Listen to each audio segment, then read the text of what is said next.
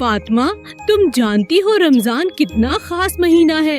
हाँ अहमद, हम रोजा रखते हैं, दुआएं करते हैं। रमजान हमें सब्र, इबादत और दूसरों की मदद सिखाता है। ये तो बहुत खूबसूरत बात है।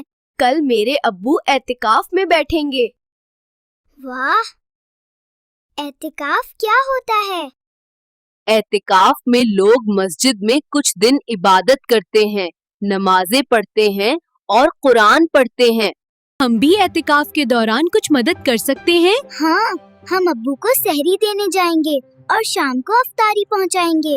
देखो, हम सहरी तैयार करके अब्बू को देंगे। हाँ, ये बहुत मजा आएगा। हम अब्बू को अफ्तारी भी देंगे। बिल्कुल, ये भी इबादत का हिस्सा है।